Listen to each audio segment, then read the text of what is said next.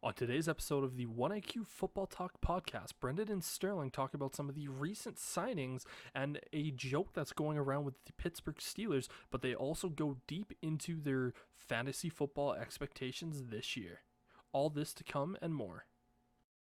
Here we go! Here we go! Here we go! We're going to have a fiery Sterling today.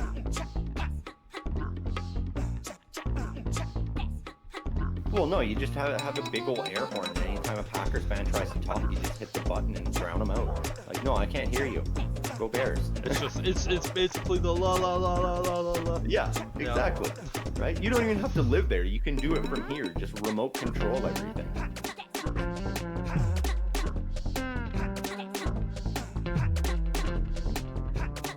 Yeah, I'm pissed off, man. Fuck the NFL at this point.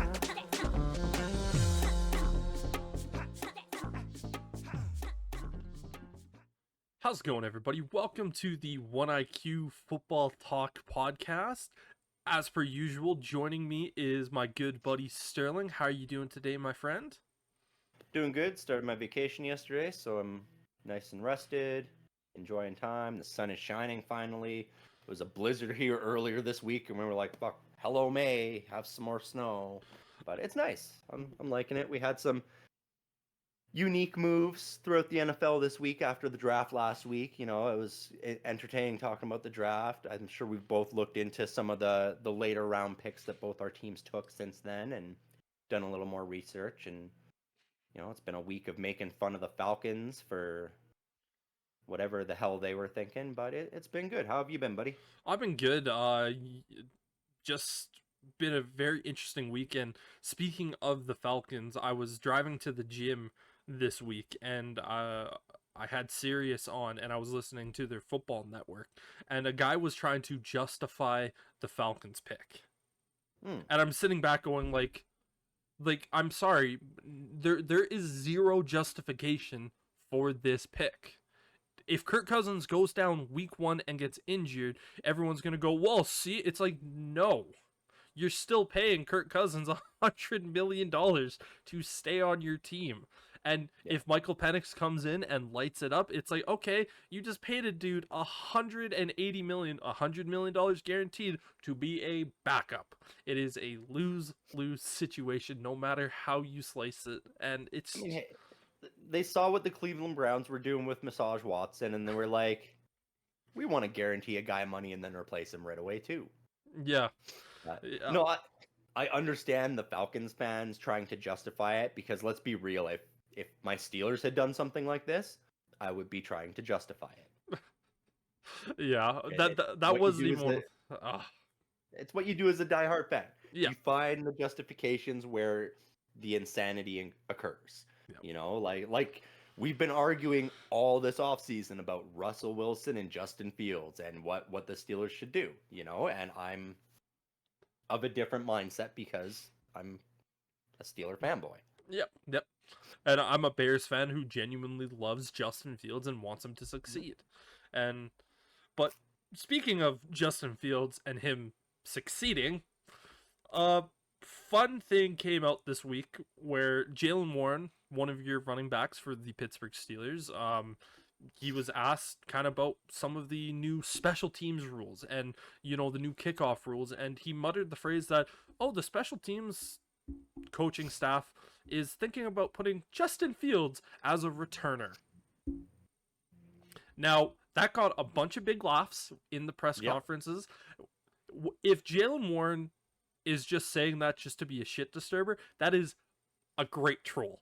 Awesome troll, 10 out of 10. You are stirring the pot and helping us media boys just have something to talk about. But I get the fact that he probably wasn't lying, because when I watched the video, he was kind of like, yeah, it's like, yeah.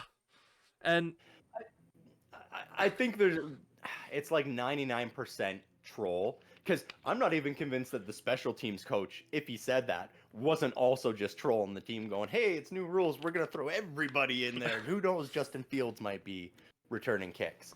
I hope it's just a troll job, because the entire offseason, it has been, the entire NFL looking at Chicago and going, Yep. you did this kid dirty. And they did. Ryan Poles came into a situation. He said, this team, if we try to keep it the way it is, it's only going to be bad for a lot of years.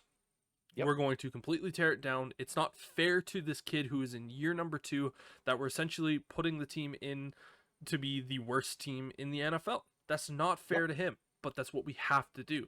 They gave him a weapon in DJ Moore to see if he could be the guy. They didn't feel like he could have taken, they didn't feel that he took enough of that step to justify them passing on a generational talent in Caleb Williams. And it was, okay, he's going to the Steelers, and he's going to be done right by the Steelers. If he goes out there and he is returning kicks, that is not doing right by Justin Fields. No. I mean, we signed Cordarrelle Patterson for that express reason. He is going to be the primary kick returner. With these new kickoff rules, I expect to see Calvin Austin return a kick here and there. Maybe Jaylen Warren return a kick here and there. I expect to see different guys in there. And you know what? If Justin Fields is the backup for the season and he goes to the special teams and goes, hey, I want to keep my legs and my wits about me and stay at NFL speed, can I return one or two? If he wants to do it, I would have no problem with special teams coach putting him in there, because with these new rules, you're not going to be suffering those horrible bone crunching hits anymore as a kick returner. And we know Justin Fields can make things happen in the open field when he's running the ball. So as much as I think it's a troll, I don't think it's going to happen. If it were to, but it was Justin Fields requesting it because he just wanted to stay game ready, I would not object to it, and I don't think it would be the worst idea. It's another way to get him involved in the game while he's not the starting quarterback. I completely understand what you're saying in that department, and I think if Justin Fields says, I want to go do this, then yes, it's a different story. Yeah. But even then, if Justin Fields walks up to the special teams coordinator and says, hey, I want to return kickoffs in this new format just to keep my legs going, to keep the speed up, I'm going to look at Mike Tomlin and go, this is your decision, my friend. And if I'm Mike Tomlin, I'm going, there is no way in hell I'm allowing this kid to go do this, because I still think, and you and I, we've talked about this so much, I think Justin should be the starter. Realistically, Russell Wilson is going to be the starter. Doesn't make me happy. I'm sure it doesn't necessarily make you happy. We've argued about this numerous times. I still think Justin Fields is going to get a lot of plays every single week, because why not have him out there with Russell Wilson? Have them be a dual backfield, because let's just say, for an instance, Russell Wilson snaps the ball. He has Najee Harris on one side. He has Justin Fields on the other side. I'm not saying use Justin Fields as a running back. It's just simply going to be like, okay, we're going to fake it to Najee, toss it to Justin, and then he's going to go back and throw a ball. It's going to be stuff like that. Disguise. Yeah, like a variation on like the flea flicker almost. Yeah. Exactly. No, those actually, are the types of things. I sent you a meme this week of a team using the old school T offense. Yeah. And there was a reason for that, and it was Justin Fields, because usually it's 3 running backs lined up behind the quarterback. And I'm sitting here thinking, why can't you just do quarterback, and 2 running backs lined up there, and you run these sweep option plays and stuff? Matt Canada would be so hard if he had that kind of an offense that he could run, because he'd be like, oh my God, yes, this is what I wanted. But I get to use my crayons are sharp. I get to use them. Exactly. But no, and this wouldn't be something I would expect to see in preseason or early in the regular season. This is something I'm looking at going, okay, if it's like week 4 or 5, Justin hasn't seen the field a lot, and as a league, as a fan base, as organizations have witnessed what goes on with this new kickoff rule, and they go, okay, it is safer. We aren't as concerned about our players. At that point, I could see Mike Tomlin going, okay, I'm going to give you 1, But if you take a big hit, you're done. That's it. You have one chance. If you see a big hit coming, you get down. You get your ass down. And I could see Mike Tomlin doing that because he is. He is a risk taker. He is an innovator. He's willing to do things like that. But again, that's only if Justin Fields requests it. And I do think that was just Jalen Warren being a troll. Because I watched interviews with him a lot throughout last season because he had a breakout season. So he was doing lots of interviews with Kyle Brandt and Peter Schrager and all kinds of different guys like that. And he's just a great big fucking troll. It's what he does. He cracks jokes. He makes fun of people. I can't remember what it was, but at one point he was ripping on Cam Hayward for something, and like it's what he does. He likes to stir the pot and throw things out there when he's not sure how to answer a media question, because that's the best way to do it.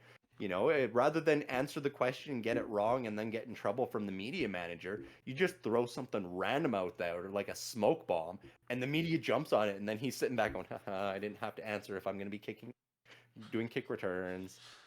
I will say, I love it from the standpoint if he's doing that as a troll standpoint, but as someone who's in the media, and I'm sitting back there going like, okay, like we write stuff down. We're like, okay, like how can we make stories out of this? And if he's just fucking with this, I'm like, screw you, sir. You're making my job harder. You're making my job harder. Yeah. No. I love it. That's what he does. It's brilliant. No. He literally handed the ball off to Justin Fields and was like, there you go. Have fun with this. Yeah. You're going to have the media asking you if you're returning kicks. Guaranteed. First scrum Fields does in the next 3 months. Yeah. That's going to be one of the first 3 questions to come to him. So are you going to be returning kicks this season? No. And I hope to God that we see a shit-eating grin come across Justin's face. There will be.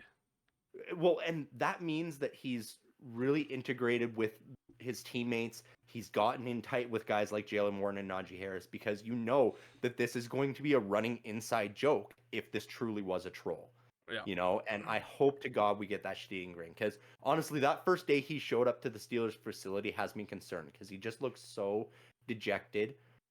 I understand why, because you've essentially he wanted to be in Chicago. Well, yeah, you've been cast off by the team that drafted you, by the team that you thought you were going to be able to help turn around and lead to a championship, and you were basically handed away for a 6th round pick to be a backup on another team, and he just not only that, he's seeing what that team is doing for the new guy. It's essentially like looking at your old relationship and going like, oh, like they're doing this, and this.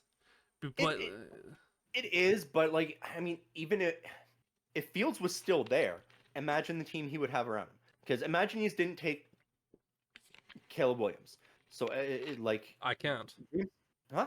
I can't imagine us not taking Caleb Williams. Just dream scenario here. Justin Fields is still the quarterback. You have DJ Moore. You sign Keenan Allen. You draft Marvin Harrison Jr. with that first pick. So then, like, ultimately, Justin Fields has the exact same weaponry, just with a slightly better rookie wide receiver there. And so he would have that same situation. I sort of liken it to, I saw a couple of reports this week about people saying that the Steelers did Kenny Pickett dirty, because Kenny Pickett's sitting over in Philadelphia now looking at the draft the Steelers just made with these 2 offensive linemen. They fixed the O-line and everything's better. And why couldn't they do that for Kenny Pickett? And the answer is Kenny Pickett was a bitch who got upset because we signed another quarterback, because we needed another quarterback. This is the draft that would have happened whether he was here or not. Yep. So this O-line would have been fixed if he hadn't thrown a tantrum. He would have, coming in next year as the starter after Russell Wilson has his year, he would be coming into a sophomore, ready to go offensive line that has been fixed for him. But because he threw his tantrum and he's out the door, everybody's like, oh, they did him dirty. It's like, no, like, you can't rebuild an offense overnight because you drafted a new quarterback. If you could do that, every team in the league would do that every year. Yeah. It's not something you can do overnight. You have to do it across 2 to 3 years of drafting. I think my point might have gotten a little bit more misstrued there. It's the fact that, like, obviously Justin Fields didn't want to leave Chicago. No, And he didn't. yeah, like it was evident, when he did the St. Brown's podcast, it was evident. He's like, I don't want to leave. Yeah. I want to be here in Chicago. I can't imagine myself playing for another team other than Chicago. But like the fact that he's also looking at this team and what they're doing. Yes, when they traded for Keenan Allen, Justin Fields was still on the team, but the writing was on the wall at that point. It was. Yeah, no. I get that. Yeah, Yeah. and it's one of those things where he's kind of looking back, going like, man, if I was there, this is all the stuff that I could have had, but it's being all given to this new guy, and it's really tough for him. And again, this is why I have, ever since that move has been made to your Steelers, I said he needs to be the starter, because that is how much respect that I have for a guy like Justin Fields. I saw how hard of a worker he was. We've done this conversation so much. We have. Yeah. And we will going forward. Like, yes, like this if is you a guys are never getting sick of this conversation. Too bad. It's gonna keep happening. I'm a Steelers fan. He's a Bears fan. Like, we're gonna keep talking about this, and I agree. Justin Fields is going to be the starter of the Pittsburgh Steelers. I just want to make sure that O-line's going to be able to protect him, and I just want to make sure now they have the guys to do it now. They do, but they don't necessarily have the weapons, but if they're going to make any mistakes and have a quarterback get his head taken off, though, I want it to be Russ. Russ is the scapegoat. He is the sacrificial lamb in this grand plan right now, okay? Russ is out there so that he can take the hits, so Justin Fields can come in at some point and go undefeated for 20 or 30 games. This is the mindset of Steelers fans. This is what we're planning for and hoping for, and the league doesn't want us to do. Everybody wants us to start Justin Fields right away because they're like, yeah, let him get in there, let him get banged up. Like, no, he's going to be safe. We're going to protect him. I really think they're going to sign him to a 2 or 3 year deal here before July happens. Him and Najee Harris. I think we're going to see both of them get multi-year contracts, 2 or 3 years, and that is going to be their testing proving ground. Let's see. Yeah. But these are conversations for a lot of us we're going to have throughout the year, and no point in speculating. I do, however, want to talk about a former Steeler and Chicago Bear and former Miami Dolphin player who signed with the Buffalo Bills this week, and I think both of us were realistically caught off guard by this move because we all thought he was CFL bound, and that being none other than Chase Claypool, if you didn't guess that by the 3 teams that I named, signing with the Buffalo Bills. And we kind of talked about this a little bit before the draft, where we kind of felt bad for Josh Allen in a sense of how they traded away Stephon Diggs. Yep. Granted, it kind of felt like they needed to do that just to get that nutcase out of the locker room. They didn't re-sign Gabe Davis, who is he the best receiver in the NFL? No, but he is someone who it's like once every 4 weeks he puts up monster numbers in fantasy, and then he kind of just goes back to being an average wide receiver. But he's still a guy that knows Josh Allen and can, Josh Allen can depend on. And when you're going to draft a wide receiver in the draft, if not multiple, it's one of those things of you still want to have that comfort there. And we just kind of looked at it and went like, man, they got rid of all of his centers, all of his weapons. Yep. The defense is going to take a step back because they've lost pieces. Like, you kind of felt bad for Josh Allen, which is a phrase that I never thought in my life I would be muttering, but it really did, where it kind of were. I don't think either of us ever really thought it would get to the point of just like Josh Allen wanting to leave the Buffalo Bills for all the moves that they're making, because I think he understands that, you can't have a perfect team every single year. Sometimes you're going to have to take a year of a little bit of lumps. But with this Chase Claypool move, it's kind of like, I look at it, go, you have Stephon Diggs, who is a cancer in the locker room. I think most people would say he was that in Minnesota. He was that in Buffalo. He's likely going to be that in Houston. but he's a really good player, so you can justify it having there because you can deal with the off-field issues because the on-field production is typically very good. Yeah. Chase Claypool has been a cancer in the locker room for the Steelers, for the Bears.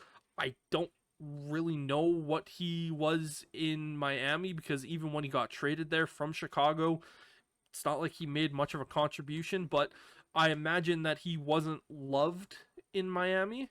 Otherwise, he probably would have been re-signed in Miami at this point. But you take a guy who has been a cancer in 2 out of the 3, and we don't know if that third he was or wasn't, and you put him into a team where, he's going to be expected to really help out this super talented quarterback, and he's going to get really pissy. Well, and I mean, that's what Buffalo fans have to hope he has gotten past.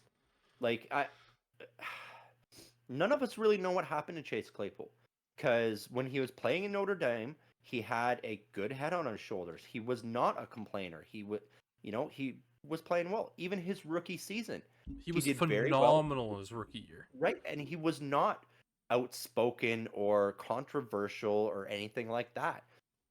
Honestly, it's almost like spending that too much time with Juju Smith-Schuster might have rubbed off on him a little bit, and he got that kind of swagger and that American attitude, and it's like, I'm hopeful that maybe the fear and the threat of having to resign yourself to be a perennial CFL wide receiver was enough for him to go, whoa, I need to step back. I'm obviously not number 1 in this league, because he's not. Like, and if he can get his shit straightened out and get back to what he was doing as a rookie, he could be a number 1 for the Buffalo Bills this season. I look at it though, and Keon Coleman, who they drafted with the 33rd pick, they have fairly similar play styles of where they're big body wide receivers, of where they can go up, get the catch. Keon Coleman, definitely slower than Chase Claypool. Chase Claypool, I think he ran in the 4.4s when he did his 40 time. Coleman is in closer to the 4.5s, 4.6s, but they play a very similar style, and I genuinely think Coleman will be the better receiver out of those two. It's just, I look at it, I go, this just kind of feels like the Buffalo Bills looked at the situation and went, we just need more bodies for Josh Allen to throw the ball to, and I guess Chase Claypool is still available. It to me, it just felt like a very weird move for the Bills to do. A little bit of desperation, for sure. It was, but at the same time, the Bills have been making weird moves this whole offseason. Even in that draft, instead of drafting Xavier Worthy, you trade that pick to the Chiefs so they can have Worthy. Did you hear what their GM said about that move? Spot so that to get Coleman, and it's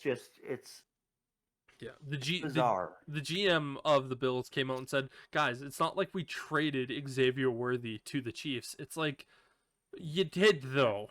Like, yeah, yes, you didn't have the player on the team, but and maybe that was not the guy that you were planning to go after and draft, but you still. Been.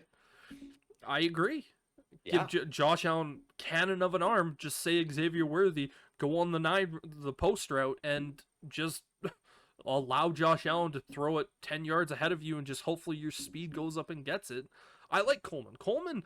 He has some of the best catching ability in this class. Oh yeah.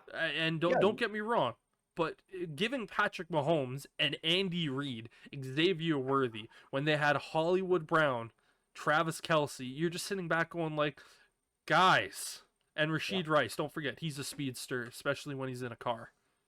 Yep, speedster, but they won't have him for the first half of the season from what I'm hearing. Yeah, maybe longer. Yeah, maybe longer.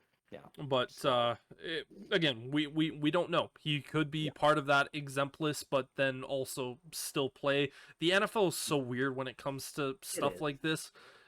but then again, like we look at it and go, yes, he's in these conversations legally wise, but he hasn't been prosecuted for anything. So technically he's innocent until proven guilty, and you Yeah. can't suspend a guy for something that he hasn't been proven to do yet. So it's a weird thing. It's such a gray area. I know we talked about it so much when we were having the Deshaun Watson conversation of like, nothing has been proven that he's done these things, but it's also not a great look and all that stuff. But yeah, it's But yeah, that's off topic. You know, we're talking about Chase Claypool in Buffalo. our ADHD brains sometimes. It was just, you know, we were thinking of the car wreck of Buffalo Bills, and it just brought us over to Rashee Rice. What can you say? But I mean, yeah, it's definitely a desperation move for Buffalo. But they needed more wide receivers. They need more weapons for Josh Allen to throw to. And I mean, I wouldn't be surprised if at the end of training camp, Chase Claypool ends up getting cut anyway.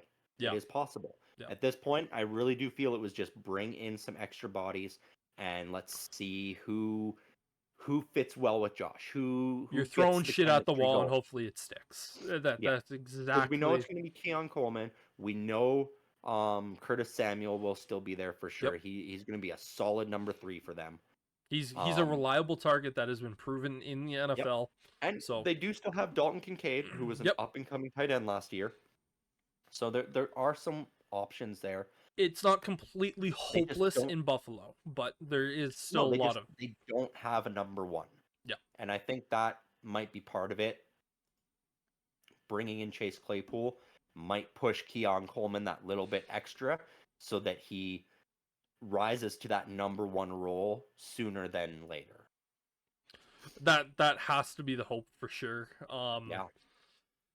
Yeah, it's going to be really interesting, but we are kind of in the time period now. Unless before I move on, do you want to say talking about strange, funny signings? Let's talk about the Dallas Cowboys.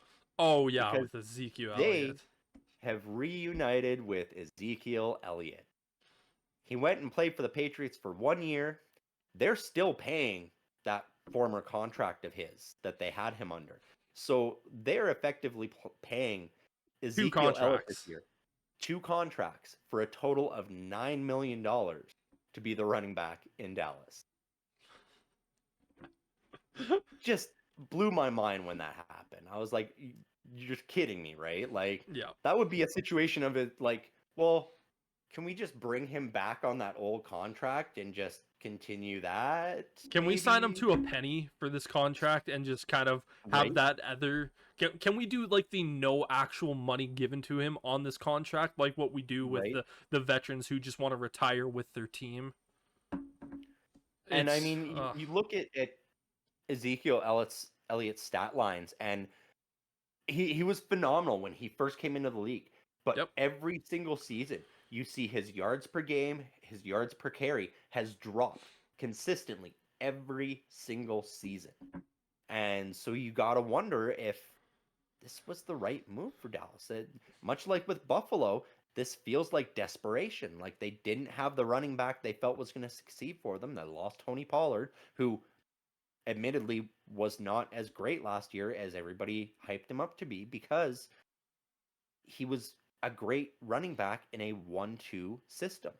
And we see that around the league everywhere. When you've got a 1-2, your running game is much more successful. Yes, you don't have a 1,500-yard rusher, or you don't have a guy pushing to that 2,000 mark. You got 2 guys right around that 800 or 900, though. And in reality, you have a really good run game. Yeah, with... like it really did feel like for a while that Dallas was ultimately going to bring back Ezekiel Elliott. And with the way that they did their draft, like I said, in my mock draft, I had them selecting Trey Benson, running back out of Florida State, with their first round pick. I was so confident that they were going to be that team that I put money on it. I had legitimate money down on that for them to do it. And I I said in that mock draft that they are just stupid enough to draft a running back in the first round because they are a team that is desperate enough to go out there and potentially do it.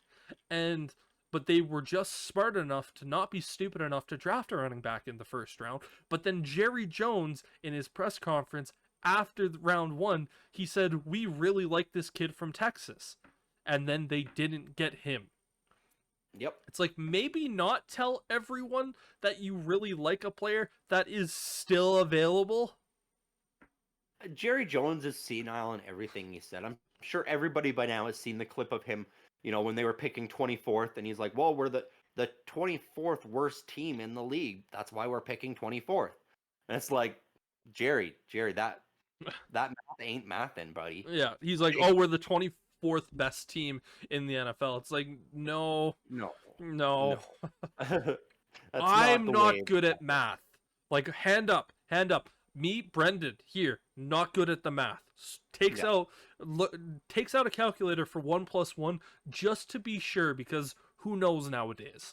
Right.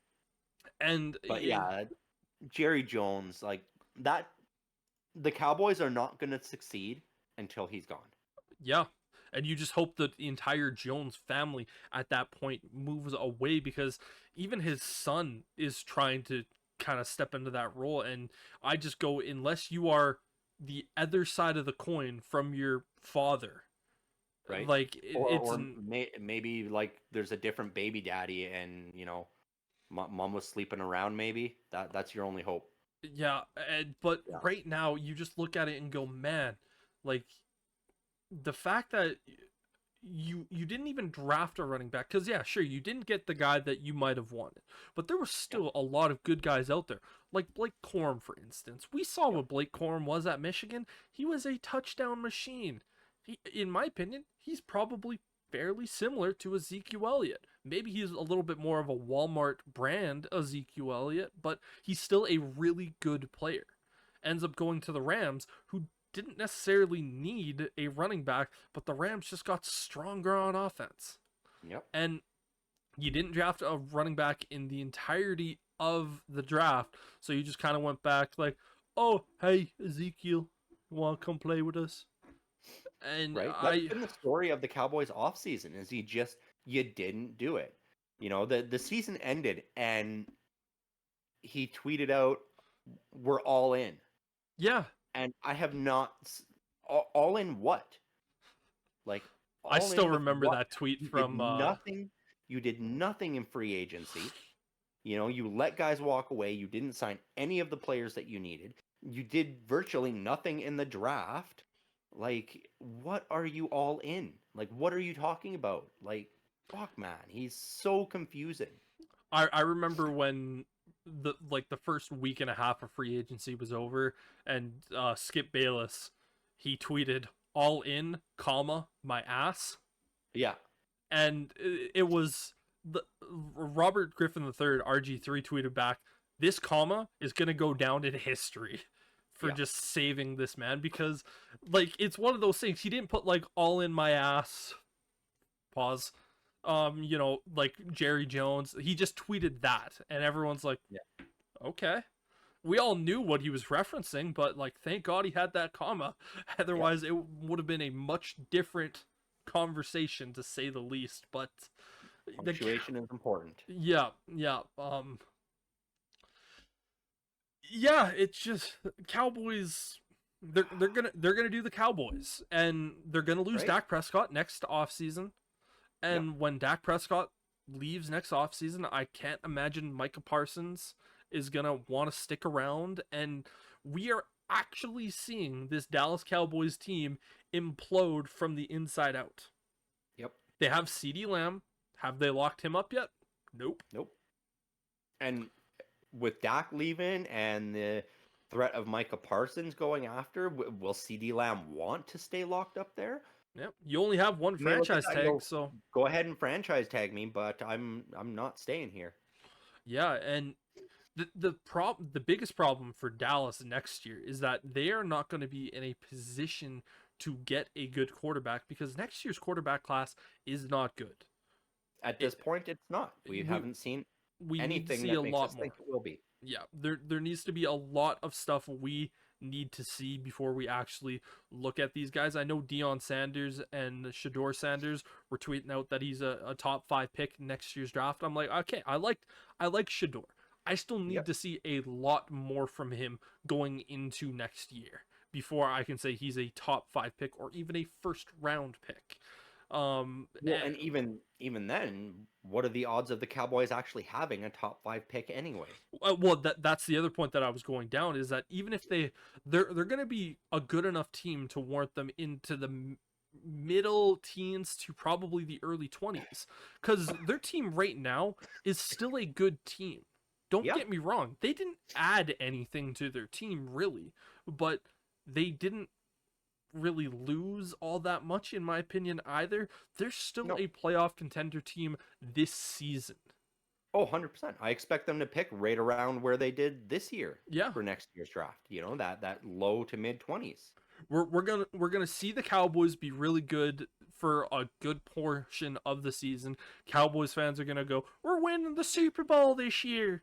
We're all gonna Right. laugh at them and say, "Just wait till you get to the playoffs and you get bounced in the first round again." Hopefully not this time, not to the Green Bay Packers, and the Green Bay Packers don't win enough games to make it to the playoffs, and that's No, just this time it'll be to the Chicago Bears. no. Chicago's gonna be playing at home. Well, yeah. Yeah. Yeah, Dallas will have to travel. Yeah, fair. Yeah, but Yeah. Even then, it's just Cowboys. They can't play in Chicago. They've struggled there, regardless.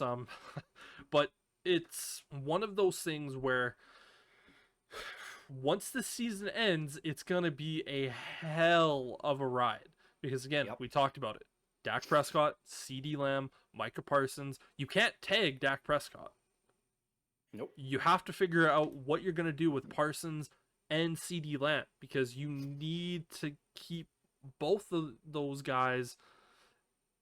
One of them, they're both going to demand extremely high money, extremely high levels of profit. And I hope they both leave, because I think, as everyone knows, we both hate the Cowboys.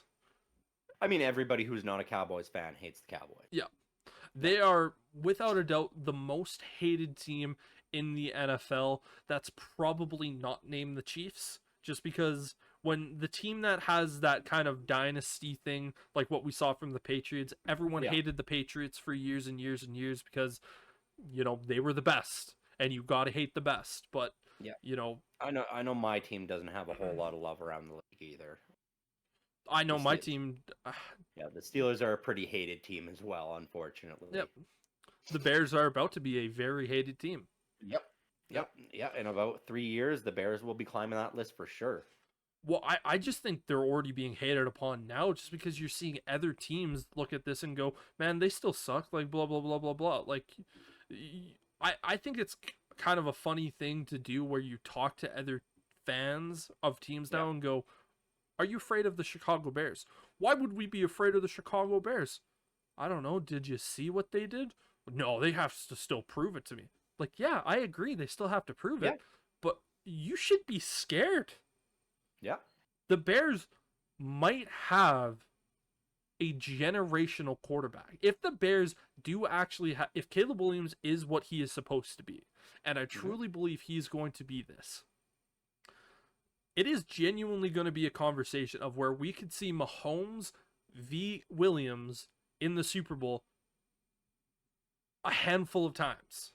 Yep. Because if you have Mahomes, AFC, Williams in the NFC, just constantly battling with each other and making it to the Super Bowl, it's just going to constantly be going back and forth. Yep. And that is a real possibility if Caleb Williams is what he is supposed to be. 100%. And in reality, the NFC needs this too, because it's been Eagles and Niners, and that's it for so long. And we've seen the Lions start to climb up into those talks now.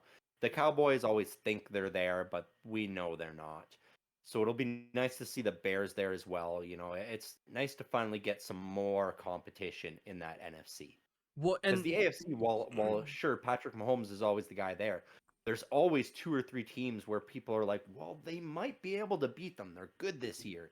And then Joe Burrow gets hurt, or Tua Tagovailoa gets his head smashed in, or Josh And the Allen other does factors. Josh Allen things and throws 4 interceptions. Yeah, and there's so many variables that we could potentially come up and name, but it really is one of those things where the AFC has always had the situations of where they've had the best quarterbacks, it seems like. And when you look at the NFC, it's always like they always have like one guy, maybe two, and then it's just kind of like whoever is having a good year. For years, it was Brett Favre and Eli Manning, or for a long time, it was pretty much just Brett Favre, and then it was Eli Manning, and then it was Aaron Rodgers, and obviously Eli retired, and Drew Brees was in there, but he was never necessarily the guy that you were going to say is the best in that division. No, it's pretty much like you would have like one NFC quarterback in that top 5. Everything else is AFC quarterbacks, and then you'll have a couple of NFC quarterbacks to round out the top 10. Yeah. But it was usually like 7-3 AFC to NFC for star quarterback. Well, even in our list, we have, I believe what it is it's NFC, just as I'm pulling this up here, QB rank. So we have AFC, AFC, AFC, AFC, AFC, NFC, NFC, NFC, AFC, NFC. So that is what it is. But it's still, the top 5 are all AFC quarterbacks. But we got so far off track again. Our brains are firing on all cylinders here this morning. It's all that vitamin D, man. Once we get sunshine, and look at us go. It's like we just took a quick key bump. Right? But now that we are in this portion of the year where the NFL draft is over, the majority of free agents that are relevant to talk about when they have signed. Obviously, we're going to talk about the goofy ones that we see. Yep. I know Odell Beckham signed with Miami this week, but that's a whatever sign. Less goofy than Chase Claypool and Ezekiel Elliott. At least Odell Beckham Jr. contributed to his team last year. Yes. He helped the Ravens, whereas Claypool did not help the Bears or the Dolphins. Ezekiel Elliott, fine, he led the Patriots in receptions. But think about that. Ezekiel Elliott, not a premier receiving running back, led his team in receptions. Yeah. That is just silly. Yeah, but whenever we see some of these ones, we might bring them up early on in it. But regardless, we're in the time of the year where not a lot is dead zone.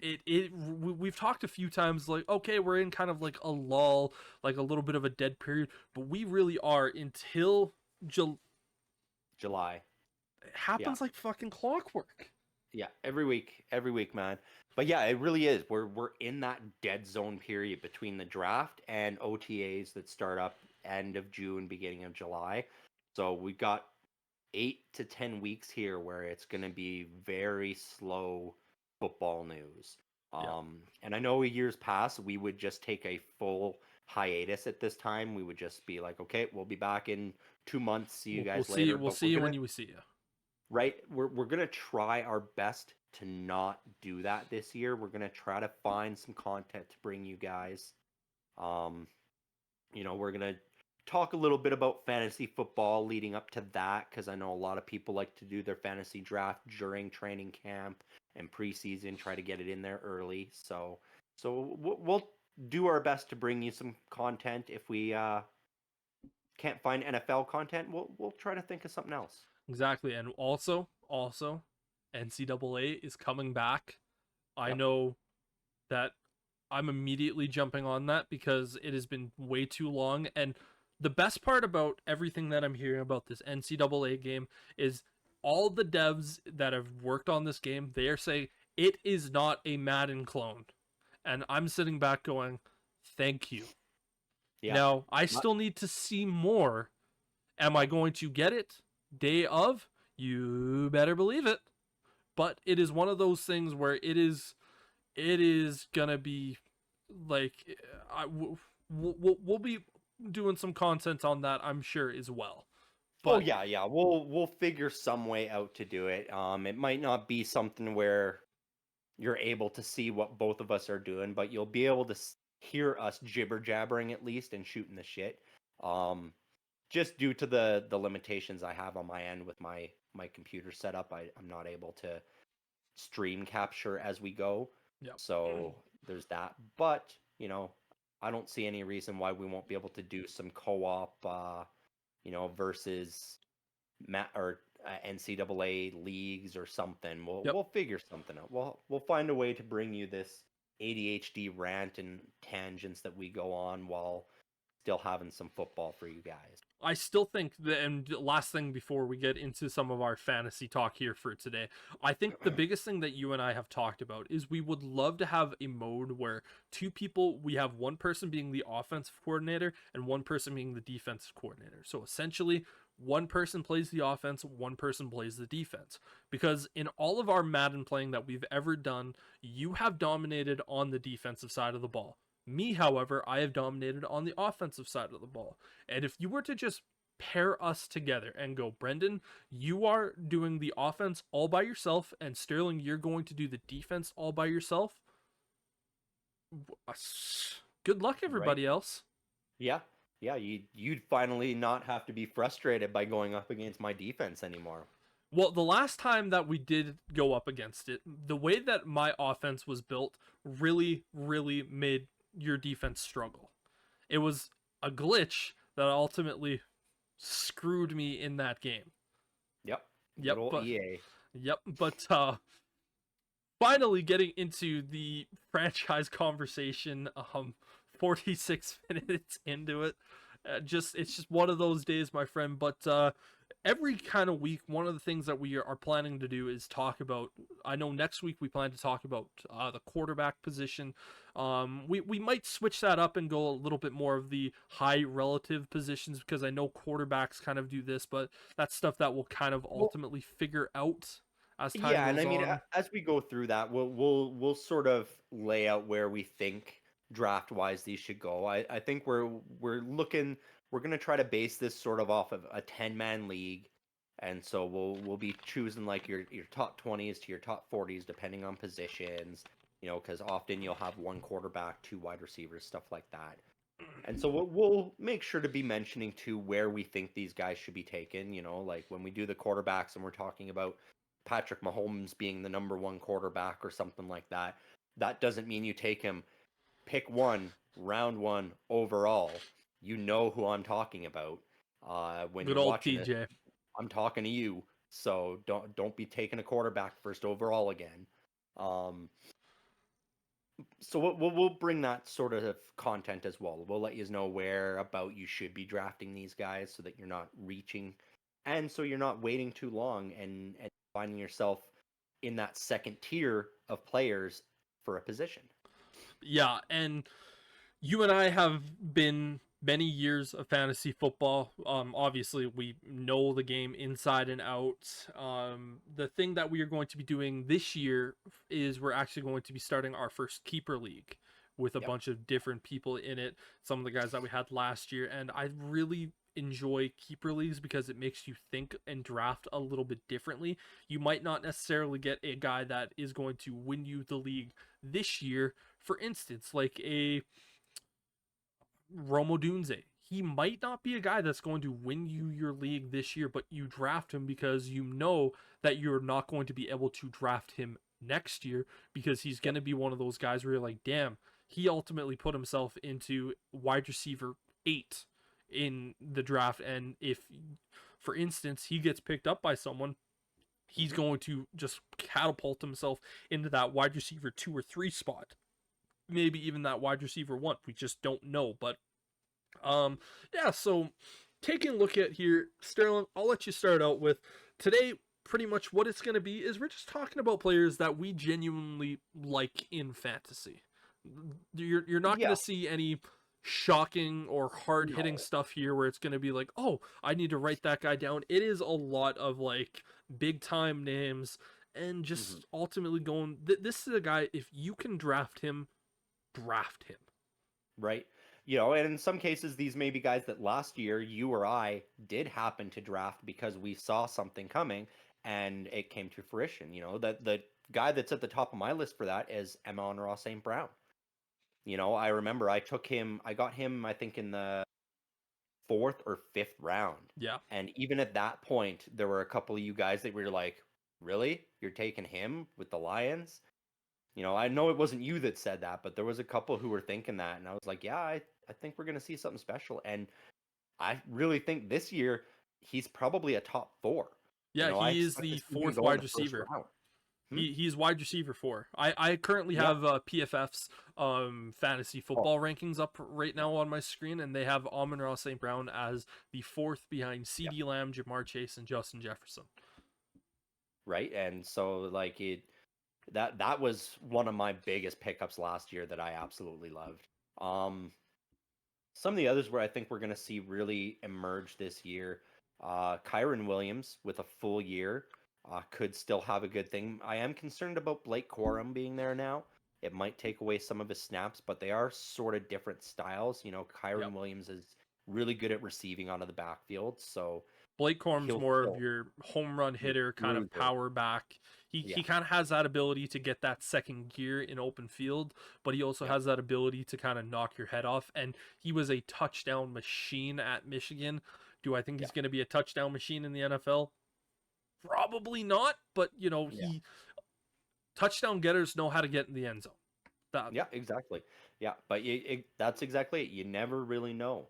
You know, some of the other guys, like you've got your mainstays. You know, if you have a chance to get someone like a Christian McCaffrey, you take him. Yeah. You know, someone like Tyreek Hill, you nab him up. You know, there's going to be guys in that first round.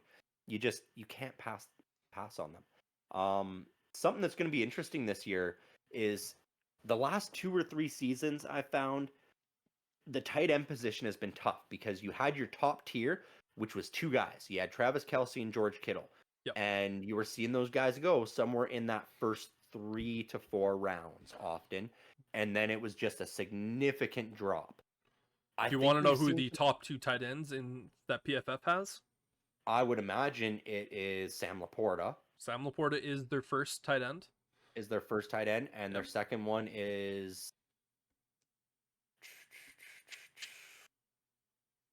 Trey McBride.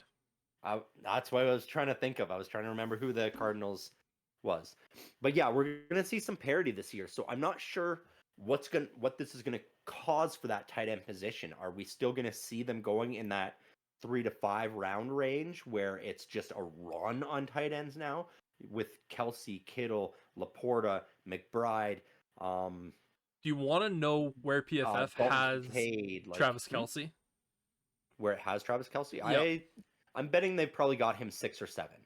They have him as tight end 11. 11? Wow. How the mighty have fallen. I mean, he did have a rough year last year. I know because I had him.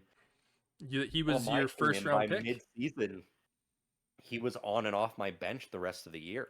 Yep. But the tight end spot is one of those interesting spots because last year I had Cole Kmet and I forget who else I had, but you had Dallas Goedert. That's right. I had Dallas Goedert, and after like week 4, I looked at Sam Laporta and I said, you know what? I just want an insurance guy, and Sam, he's been doing good these first couple weeks, and then ultimately I just got an absolute steal in Sam Laporta just from the free agency. Again, we were in a 6-man league, so it's not like, you know, there was still premium guys available when there was there. We're trying to do a 10-man league this year. Minimum we're going to do is an 8, but yeah, we still had a lot of premium talent there, and you're just hoping to find some of these guys. I know week 1, you and we were texting about Puka Nacua going like, it's too early to tell if we should go after him. Week 2 happened. We both hit that request on the waivers, and we're just sitting back going like, okay, who's going to do it? Because you were 5th and I was 6th in the waiver wire. So I knew for a fact you were going to get him, but I didn't know you would put in the request until after. I was hoping that you were just going to kind of ignore it. But of course, someone else who was, I think, 2nd decided to pick him up, and we both just got pissed off about it. It was like, son of a bitch! Which is funny, because even, like, with both of our teams, I was stacked at wide receiver. I didn't even need Puka Nacua. Yeah. I had Amon-Ra St. Brown. I had AJ Brown. I had Keenan Allen. Like I had Well, some if you looked at my wide studs. receiver rooms, I easily had the Yeah. best wide receiver set because I said I had 6 wide receivers that on a lot of teams are either wide receiver 1 or wide receiver 2. And I had some of these guys being wide receiver 6 on my roster because wide receivers, they really are the best players to get you some of these fantasy points. The problem with my fantasy last year was my running back game of where it was just week to week. You just didn't know what you were getting from my running backs. Well, and that's how it works in fantasy football too, is that Yep. running back position is a tough one. Wide receiver is your point getter because, you're getting points for catches, for your receptions, for your yards, for your touchdowns, all of that. You don't see wide receivers fumble the ball too often either. No. Whereas with that running back position, because it's smashing into the line, you see more of those fumbles happen, and that's where the running backs become a bit more risky. Because, yeah, they might get a lot of touches, and they might get some decent yards and a touchdown, but if they fumble the ball, that's going to negate a good chunk of your points. And so that's where that running back position, while it is still key to pick one up in your first 3 rounds, it can be really in and out from a week-to-week perspective and knowing which guy to play.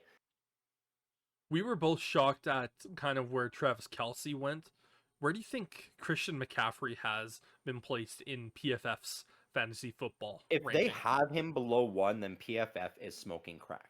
Because Damn, he that's was 13. he was the number 1 guy last year. He's 13. At least with Travis Kelce, there was a drop off in his play, in his stats, in his fantasy points. So yeah, but Christian McCaffrey opened the game on, what was it, like a 13-game touchdown streak or something? Like he was outrageously good. There's no reason you shouldn't have him as your number 1 because he was number 1 last year. Do you He want to know didn't who are the have- running backs that are ahead of him? Who do Because they have at number he's the 13th ranked running back. That's ridiculous. I don't need I to know agree. all 13. I'm going to guess who number 1 is. I'm going to say they have number 1 as Kyron Williams. No, it is. No? Okay. So I'll give you the 13 because I can just rattle them off. It's Bijan Robinson, Brees Hall, Jahmyr Gibbs. Then you have Jonathan Taylor. You have Travis Etienne, James Cook. Then you have Davon Achane, Isaiah Pacheco. Scroll down. You have Kyron Williams at 9. Then a little bit of Kenneth Walker III, Rashid White, and then Josh Jacobs. Then it goes Christian McCaffrey. They have Rashad White, the Tampa Bay Buccaneers running back. Correct. How? He had to be 30 or 40 by the end of last season. Like, how? I will say PFF, they are looking at it going for a dynasty, so for, a keeper league type situation. So they might be looking at it going like Christian McCaffrey is a little bit farther down because we don't know how much longer he's going to play. Fair. Okay, But yeah. it's if you're still looking one at of it in a those keeper things. standpoint. But even then, in a keeper standpoint, you can still get a really good number 2 running back that's young and still have Christian McCaffrey for a year.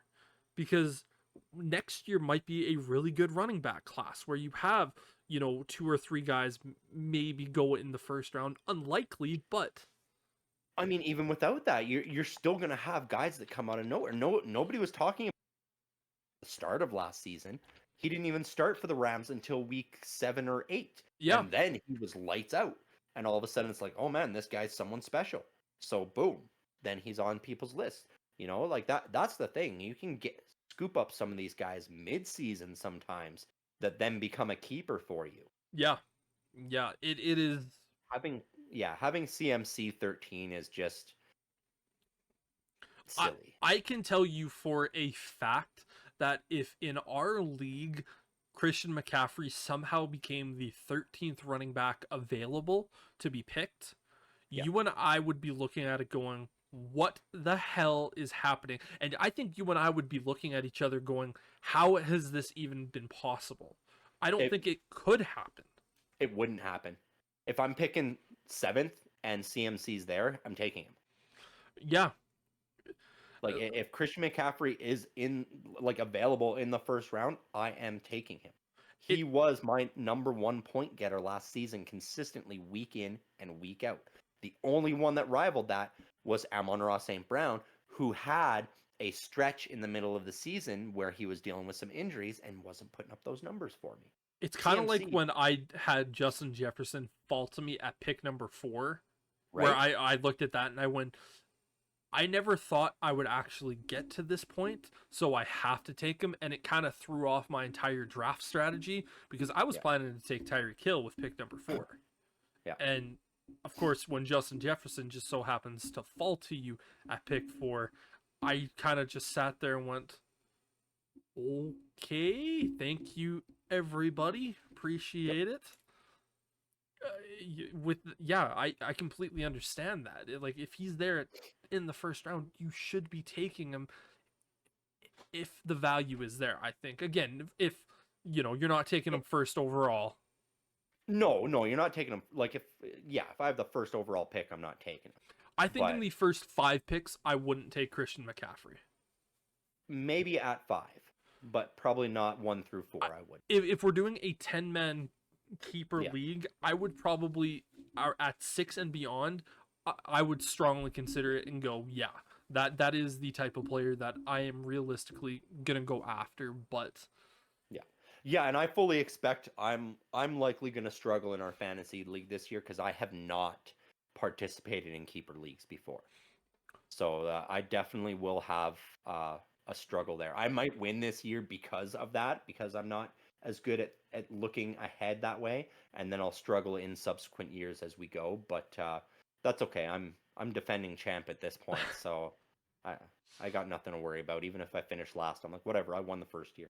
Yeah, but this is very true, and it should have been you and myself in that if Aiden O'Connell knew how to throw the fucking ball to Devontae Adams. Yeah, that's a pretty tall order. Yeah, a quarterback just casually throwing to one of the best receivers in the NFL, just not being able to actually throw the ball to him. But dude's name is Aiden. He's not going to be able to throw the fucking ball. Fuck that. Yeah, he was the 4th That's okay. round. I beat Will. Will. He was butthurt about it, and then thought he was going to get his revenge on me in our hockey fantasy, and I swiftly did the same thing to him there. And the biggest joy is that the 2 baseball guys, or the 2 biggest non-baseball guys, yourself and myself, are currently the 2 best teams in our baseball fantasy league, which I also find is very enjoyable. I did not check and set my lineup today before the game started, and Will has been beating me thus far this week, so he might be able to win a week, but even that won't be enough to push him up into first place. I've got a pretty commanding lead in that league right now. Yeah, both of us are in different divisions, but we are the top in those divisions. And it's purely luck at this point. I haven't watched baseball in like 3 years. Like I was just pulling names out of my ass when I was doing this draft. I solely went off of, I know Chicago Cubs players. Yeah. I know a few other players just from the research that I did beforehand, but other than that, it was average draft position that I went off, the ADP, something that you and I are going to be talking about a lot of when it comes to fantasy football. But again, our ADHD brains, especially when the sun's out, it's crazy. It's all right. All right. Like I said, we're in that dead zone. We got to fill that time with jibber jabber, and that's what we do, man. But going back to our football, there's going to be a few sleepers with big names that people are going to forget about. Like, one guy that comes to mind for me is Saquon Barkley. Yeah. I think we could see a big reemergence of especially behind that Eagles O-line, man. Right?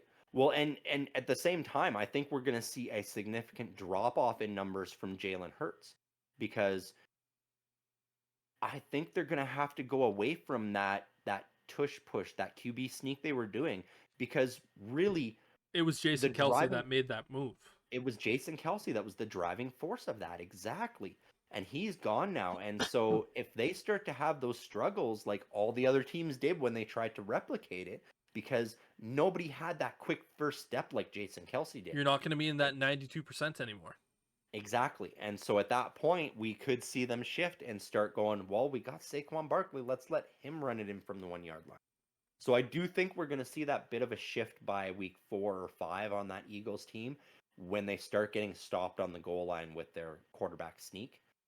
And Saquon's numbers are going to skyrocket this year. I think he has the chance to finish in the top 3 for running backs this season. He is going to be very good. Another guy that I'm looking at this year was another Lions player that I actually drafted, and I had the foresight to go, this guy is going to be very good, was Jahmyr Gibbs. He is running back number 3 behind Breece Hall and Bijan Robinson. But again, he was part of that monster duo of him and David Montgomery. David Montgomery got more of the touchdowns, and for the beginning half of the year was definitely used more than Jahmyr Gibbs. But Jahmyr Gibbs, the second half of the season, was exactly what I thought he was going to be. He was going to be an insanely dangerous receiving threat, but he was also going to be a shifty, speedy back out of the backfield and just really be able to take it away. And he's going to be fun to watch, man. Like, there was a reason I watched so many Lions games last year, is because they had a really fun offense to watch. Oh, 100%. Yeah, he's going to be a good pickup. And I mean, a lot of that Lions team is going to be good. Jared Goff will be another good bet at that quarterback position. And speaking of quarterbacks, there's some guys out there, they do 2 QB leagues, which I find interesting. That's very unique because you got to get a little bit more depth there. I think we might add that as well. That's stuff that we can definitely communicate I think with. So. And we saw a couple of guys get drafted this year that I think could be good sleepers there in getting some decent points. And it's not the ones you think that a lot of people probably think. I'm not thinking Drake May or Jaden Daniels. I'm looking at JJ McCarthy. Like, if he plays, when he plays, if he plays, whether he plays this year or not in a keeper league, you're looking at it going, if Justin Jefferson stays there, you've got one of the best, if not the best wide receiver. All he has to do is get the ball to him. Yeah.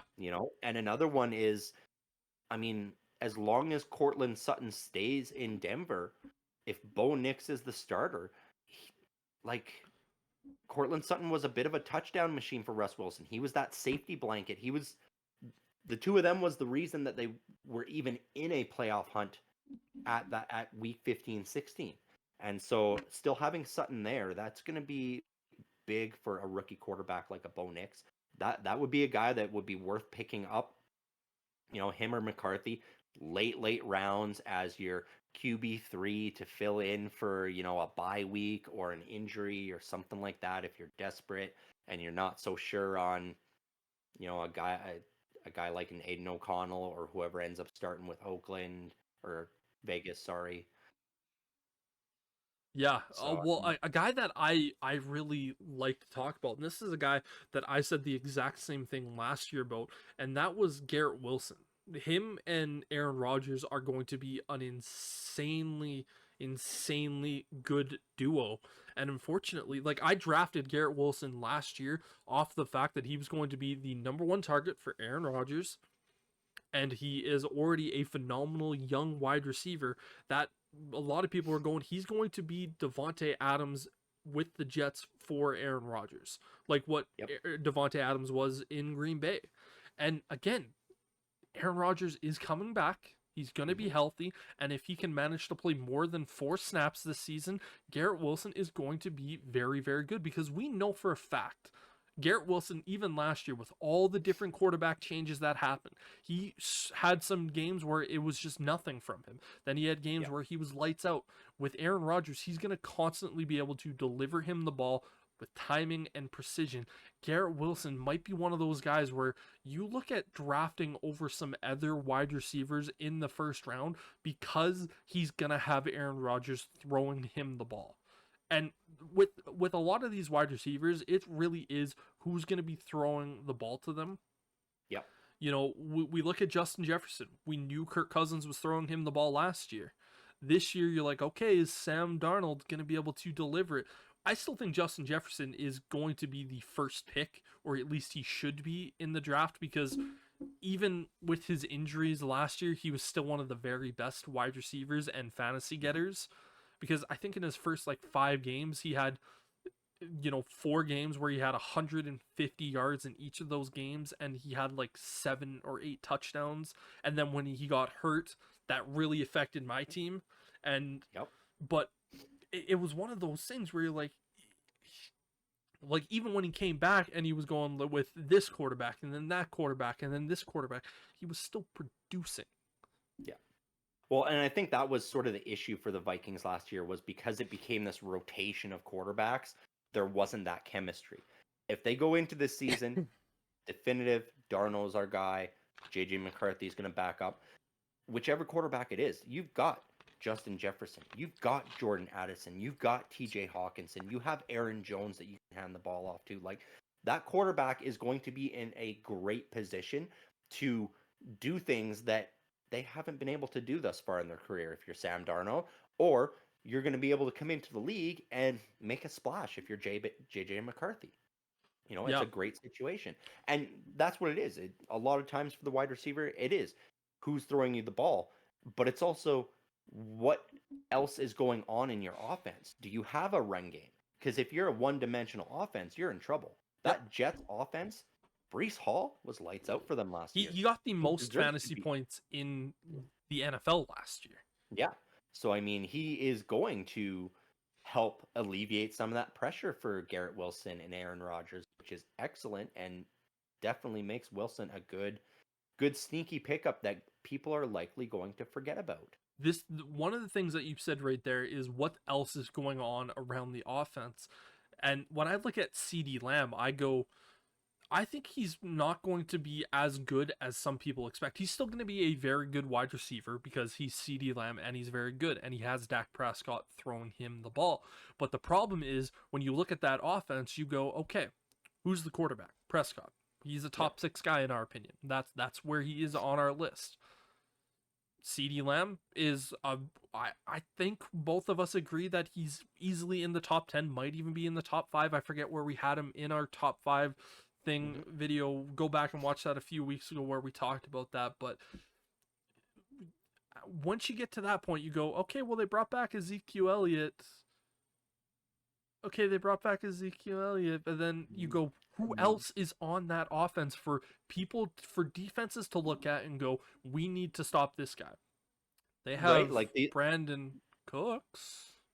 Right, that they have Brandon Cooks and they have Jake Ferguson. And that's sort of where it ends. And I mean, don't get me wrong, Jake Ferguson was a solid tight end for them in the red zone. He one of those good safety blankets, like a great value version of like a Andrews. Yeah. Yeah.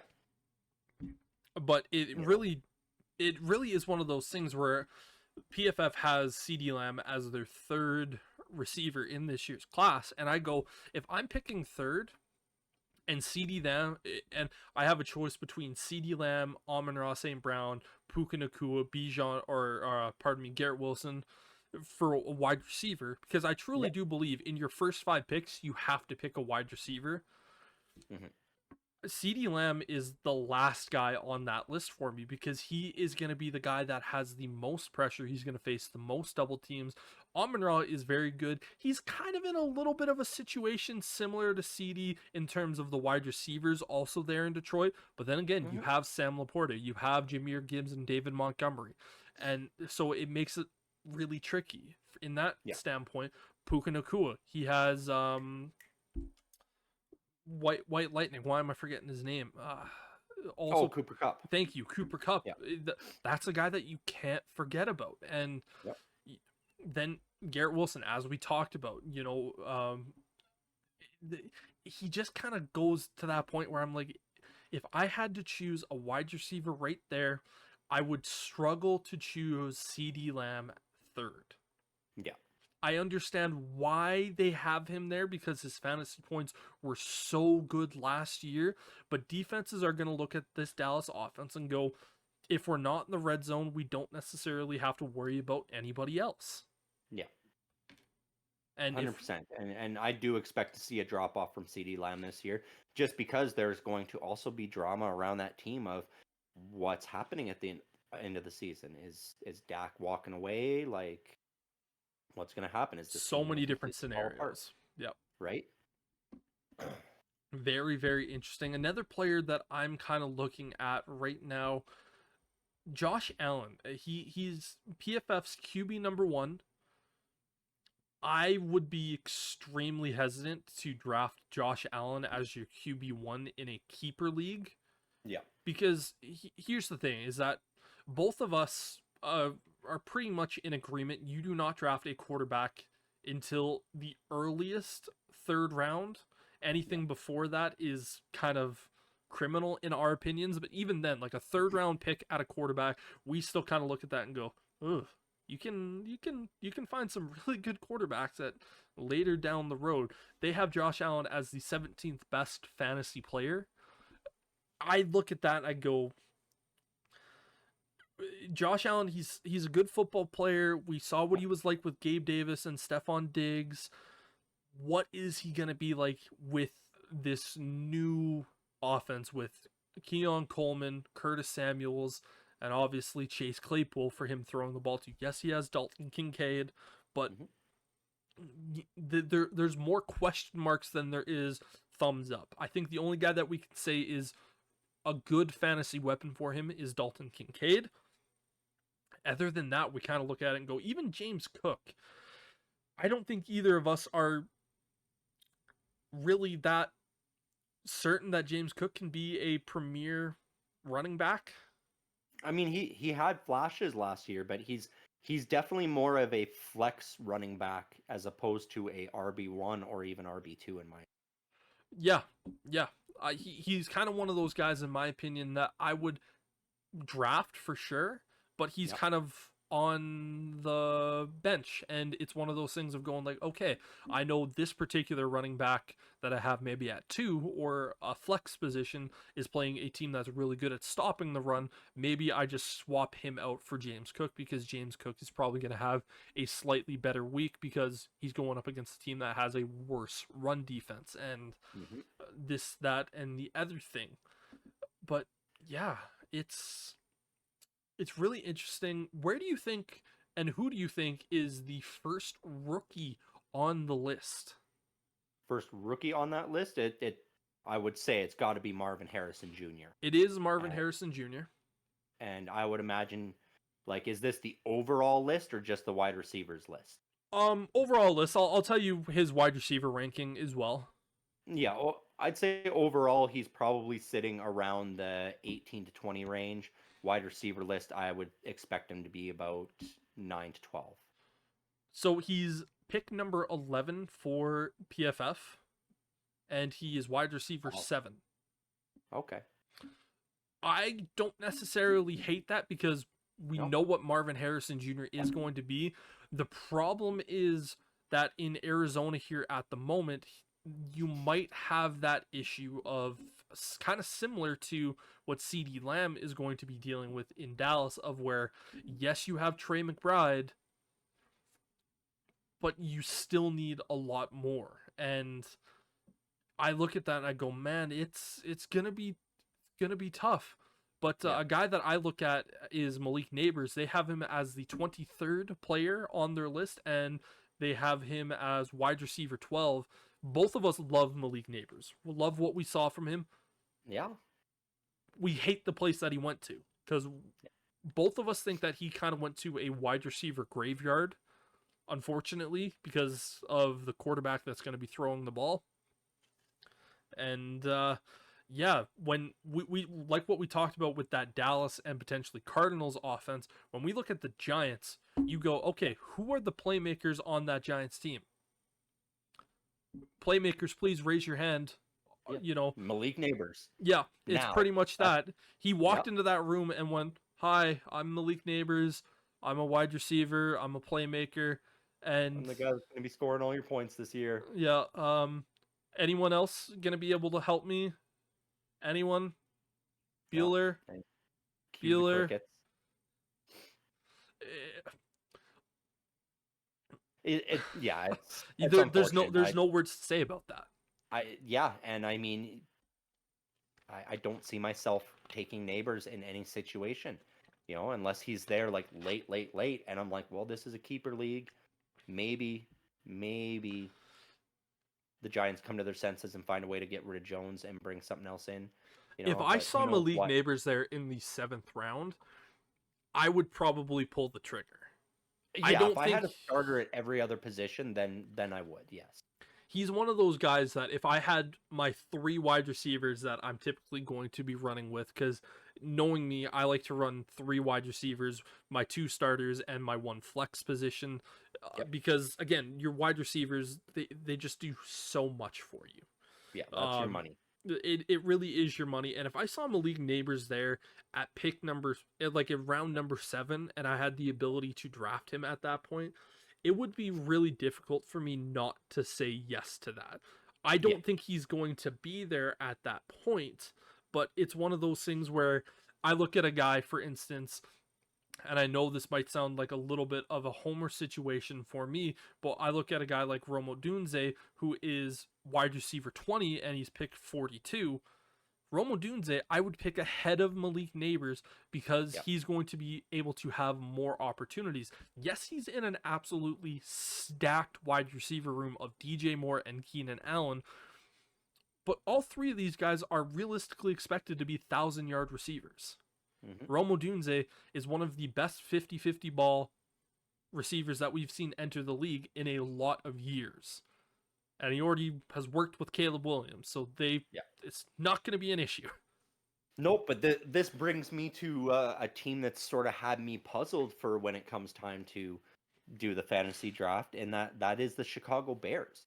Because there's a lot of youth and there's a lot of talent, and the question is, how quick will they be able to get it together, and which guys should you be taking off the board first? Obviously, DJ Moore, hands down, should be the first guy off the board for that Chicago Bears team. But after that, I talked about how I had Keenan Allen last year, but he was the number 1 guy in LA for the Chargers, and he was getting 16 targets a game. Do you want to know who the PFF has the number 1 Bears weapon as? Is it Caleb Williams? No, it's Rome. Oh, is it Rome? Really? Yeah. Over DJ Moore. DJ Moore is okay. Again, this is a keeper league, so that's why. Yeah. Yeah, but this is the thing. It's not like DJ Moore is going to be leaving the team next year. No. He still has 2 more years on his contract, and the Bears will extend him. They're not just going to look at this and go, okay, we got Rome Odunze. We know we're going to lose Keenan Allen at the end of the year. That's fine. That's why you drafted Odunze. But you're going to extend DJ Moore and have that incredible 1-2 wide receiver punch. And Caleb Williams comes in at 57 as QB4. Or as QB8, pardon me. Yeah. Yeah, and I mean, that's sort of what it comes down to. Because, yes, Odunze is going to be great. He'll be a good pickup. I still think DJ Moore should be the first wide receiver from that team off the board. I agree. Keenan Allen, I think, will still be a big producer this year for that team because DJ Moore is going to be taking so much of the heat from secondaries. He's going to be facing a lot of the double teams. Right, and you've also got DeAndre Swift in the backfield now. How is he going to do as a running back there? You have Cole Kmet, Gerald Everett from the tight end touches with Roshan Johnson and Khalil Herbert there still? Is it going to be a split where he's only getting a third or half or what? And then Caleb Williams, is he going to be able to protect the ball enough so that his interceptions aren't offsetting the amount of yards and touchdowns he's getting by throwing to these explosive runs? I'm not worried about Caleb Williams and the interceptions. He is a protect the ball type of quarterback.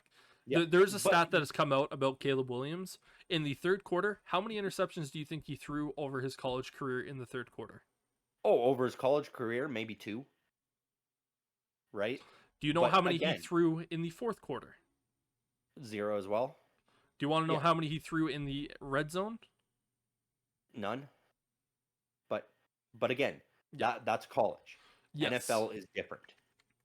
I don't expect that to happen for him in the NFL. The mistakes will be made. Oh, yeah. The speed is a lot faster. He's going to read something at some point and go, oh, yeah, this was easy at USC, and all of a sudden it's a pick 6, and he's like, wait, how'd that happen?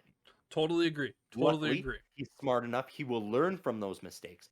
That's just what I'm questioning is, will he learn fast enough to offset I and be think worth. so. I I think so think the too. numbers are going to be high enough Oh yeah, that if, like, let's say for instance, Caleb Williams enters the league and he's throwing 3 passing touchdowns, 300 and something yards, and then he gets 1 interception during the game.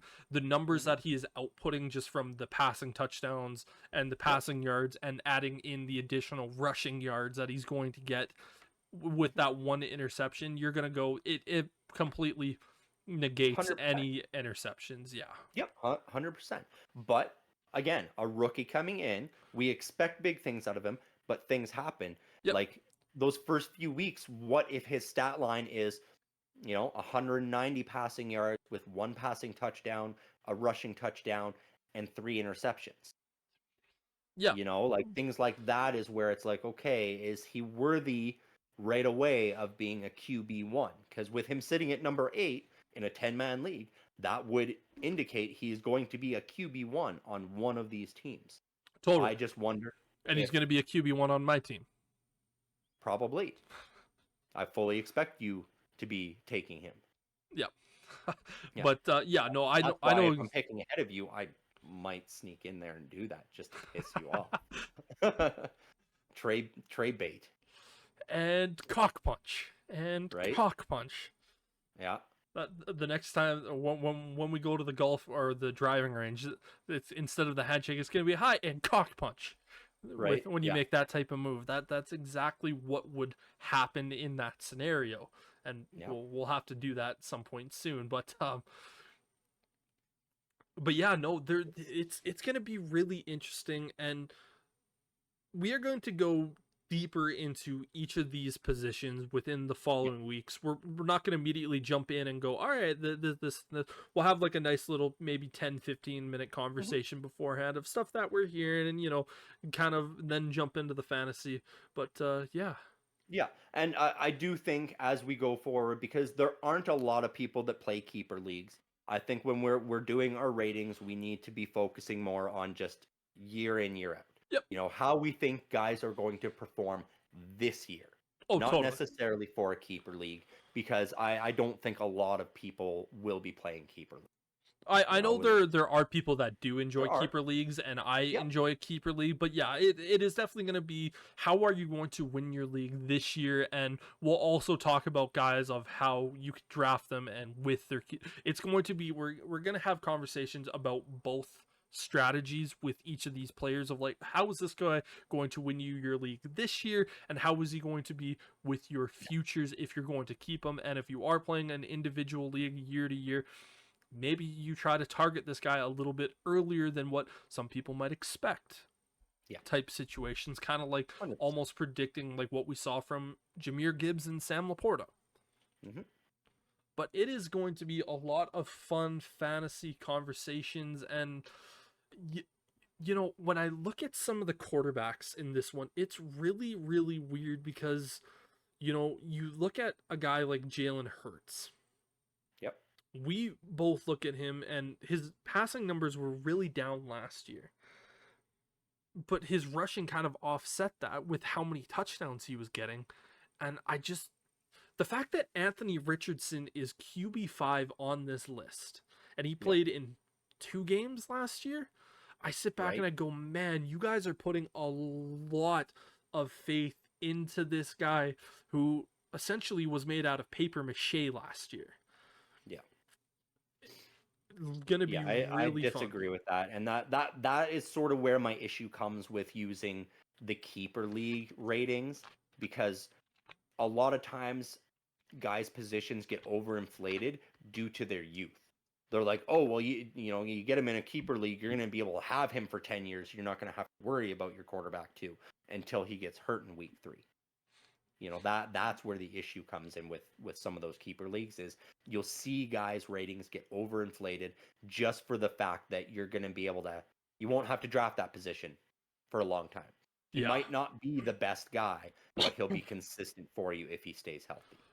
See, I love the idea of also adding in defensive players into the league and adding that, but the problem is that for a lot of the guys that we have in it, for instance, like Will and TJ, Colt and DJ, the guys that were in our league last year, they would look at that and go, who do I draft on defense? And it's just you and Yeah. I just loading up on the defensive players and just going like, you suck. I can't believe you took that. And everyone's just going, I drafted wide receiver and you draft D tackle. Why you draft D tackle?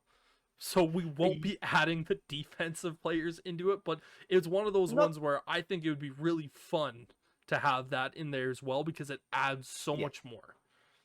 It would for sure. And we won't be adding the defensive players, but we will, for 1 week, we will break down the defensive units Totally. at some point because, all leagues will at least expect you to take a defense special team.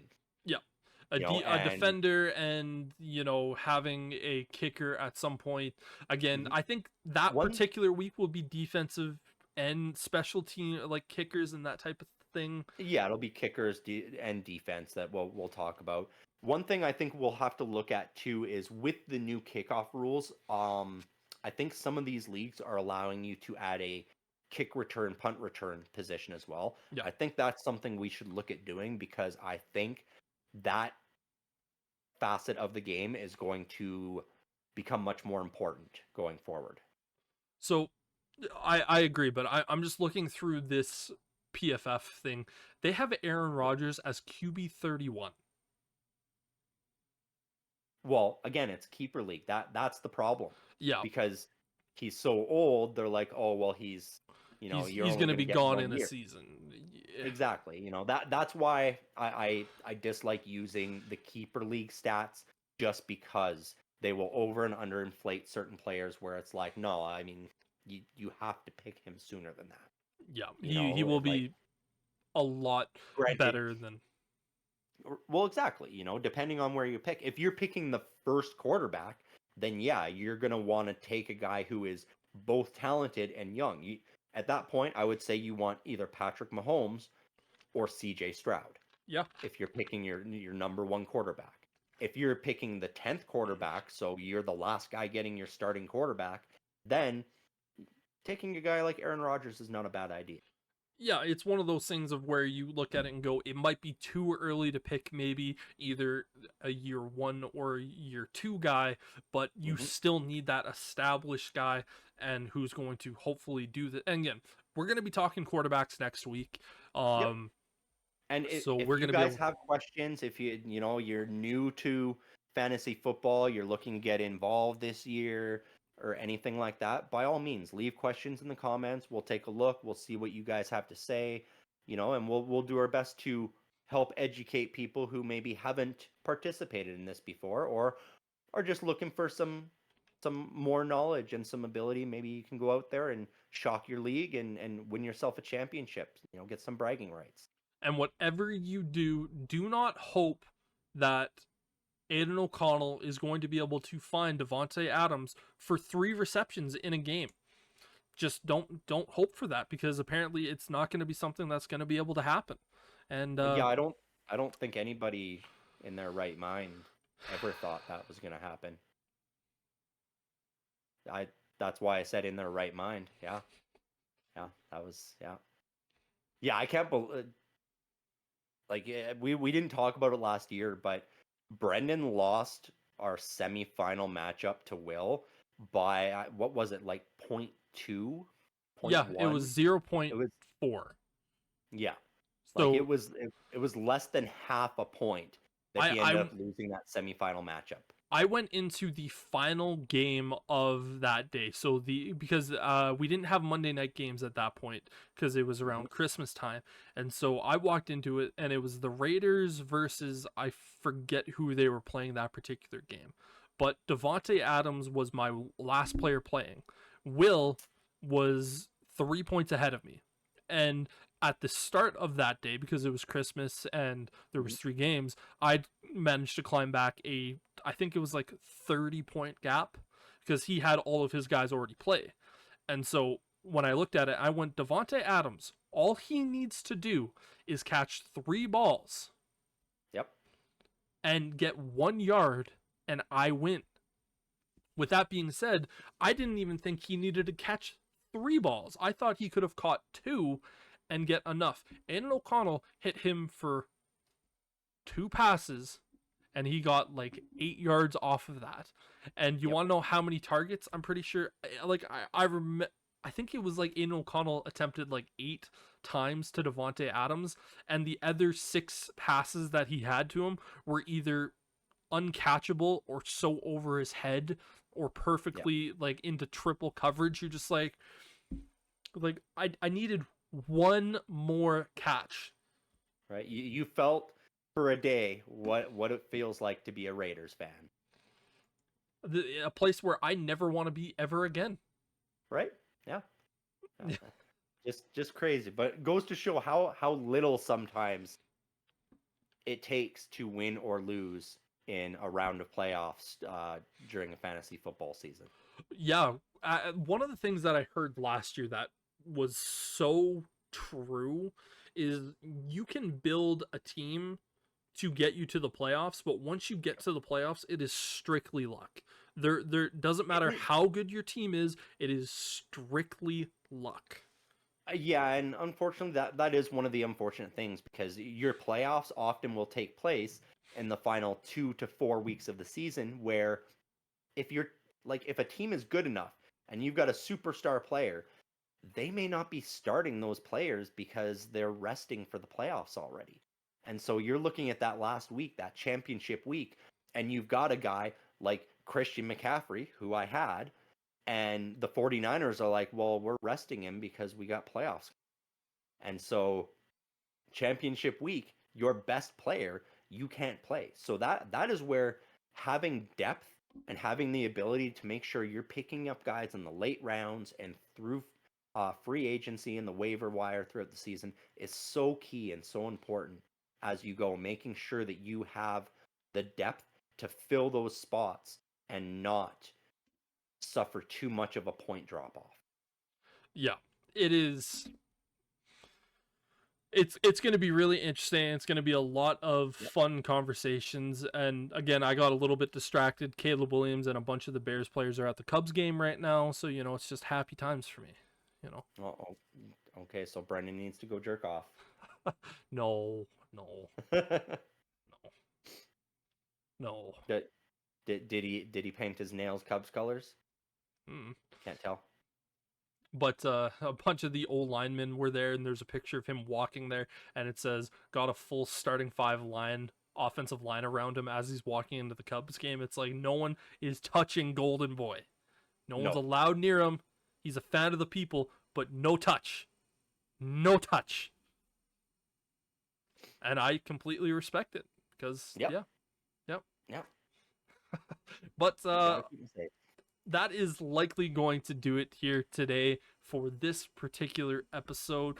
Again, jumping into the fantasy conversation, these aren't going to be as long of episodes unless we go on our tangents. Again, today there was a lot of it. Sun is out. We're happy to have sunlight finally at some point this goddamn year.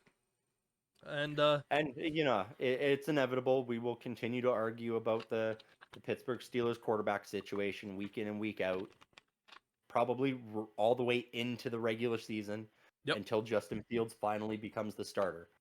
There will be arguments. And when Justin Fields has a bad game, I'm 100% going to blame Arthur Smith and the Pittsburgh Steelers, going, you guys are ruining him. Yep. Whereas I'll go, man, the Bears ruined him. We have to fix this. It is going to be a lot of fun conversation. Why he's QB2. We are fixing what you did. We're going to fix your mistakes, and then he's going to start. He's going to come in like Roethlisberger, and he's going to win 18 straight games, take us to a Super Bowl. Done. Before we go off on another tangent, I'm just going to, because there was so many things going through my mind of going, all right, it looks like we're adding another 15 minutes to this. Here we go, Tony. Here we go, Jim. Thank you all for watching. We will see you next week, where we will likely start this off by arguing with each other yet again. But till then, for Sterling, I'm Brendon saying peace.